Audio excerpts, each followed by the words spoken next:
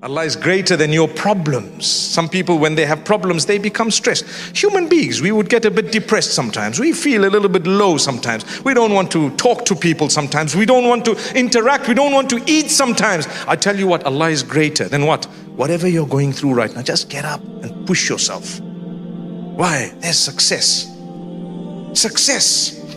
The Lord of the worlds is telling you, come to success. I want to succeed. I will know if that Lord of the worlds has not allowed me to have something, I will consider it part of my success, even though I wanted it.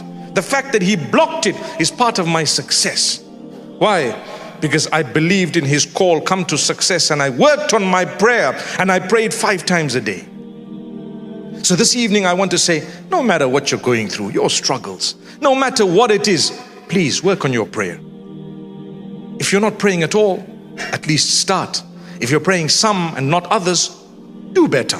You can. If you feel, I'm so weak, I'm so far, that's shaitan.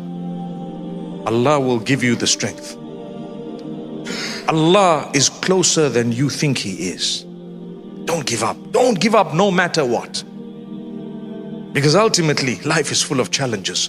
People say, when will these challenges come to an end? Things are getting worse. I'm worried. I'm worried about the world. What will happen to my children and grandchildren and great-grandchildren? Worry about yourself. Do you know what? Our great-grandparents worried about us. Probably. Where are we? Where are we? We have mobile phones. They didn't, right? We have social media. They didn't. We're sitting here just about to have a munch, mashallah. May Allah bless them, all those who had a concern for us. It's correct to have a concern. It's correct to work towards, but there's a limited amount you can do. The rest you have to leave in the hands of Allah. Your own children, your own children. There's a limited amount you can do. You guide them, you talk to them, you try with them. But beyond that, what are you going to do? You can't just beat them into submission. No way. You've got to understand, sometimes they may take time to come to where perhaps you would have felt would be ideal for them. Sometimes they may not come exactly there. Sometimes they may go beyond your expectations, right? May Allah bless and grant goodness all of us. I tell you, as you pray and as you're improving and developing, continue to supplicate and make dua, call out to Allah. That's why together with that call to success, part of the salah is a certain surah of the Quran. That the salah is not complete without. What's the name of that surah? Al-Fatiha. Surah Al-Fatiha, we would know it off by heart. And for those who might be new to Islam, they would have to learn it at some point, early on. We say in it, Alhamdulillahi Rabbil Alameen, Ar-Rahman Ar-Rahim, Maliki Yawmiddin, Iyaka na'budu wa iyaka nasta'een, Ihdina as-sirata al-mustaqim. It goes on, but I just want to translate that for a reason. We say, all praise be to Allah, Lord of the worlds. We're declaring that He is the Lord of the worlds.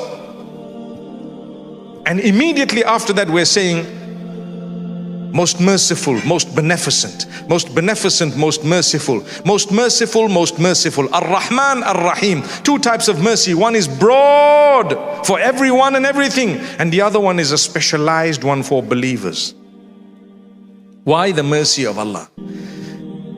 There was a call to prayer where Allah promises you that He is, and we know and we believe He is greater than anything and everything we might be going through. As I just said, we believe that this call is a call to success, and at the same time Allah is telling you, no matter how down you are in the dumps, remember your faith is based on the mercy of Allah. So He has chosen the 2 greatest qualities of His to be those that are right at the beginning of the Quran and to be repeated every unit of prayer. Your prayer is not valid without saying, oh Allah, you are the most merciful, most forgiving, or most beneficent, because He wants to highlight that for you.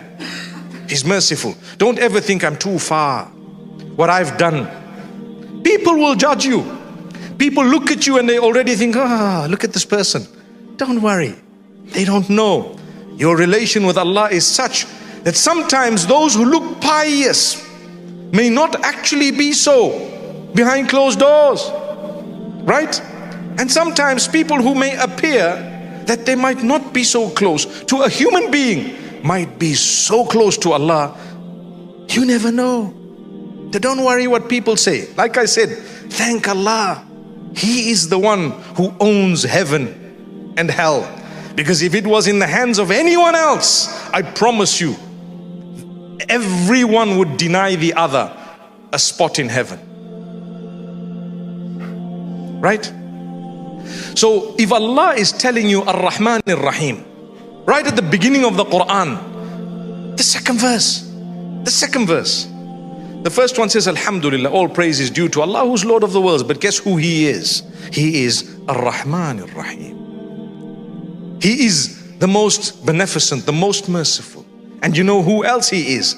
He is the owner of the day of judgment. He will judge me, not you, and not that guy, and not those people, and not the comments online, and nothing else. It's Allah who will judge me. Hence, He says, Maliki Yawmiddin. He is the owner of the day when judgment shall be happening. Allahu Akbar. Don't be let down. Don't be let down by what people say. Their judgmental statements mean nothing.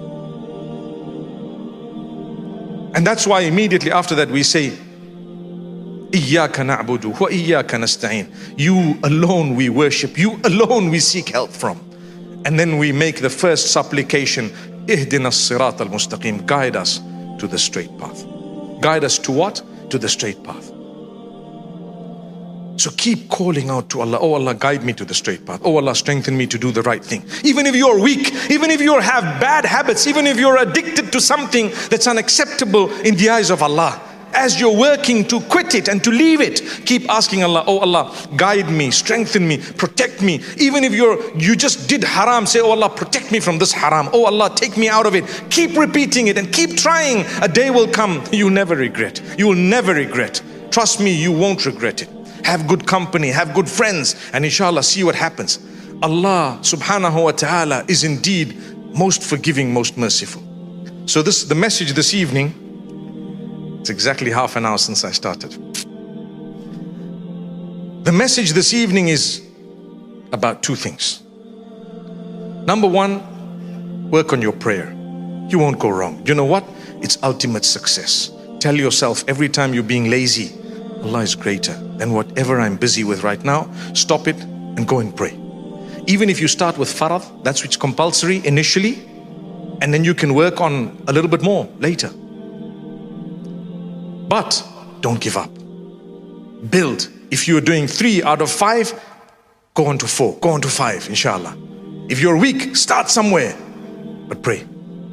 I promise you, it will change your life. Your problems will be diminished. I'm not saying they will be solved, but they'll become small.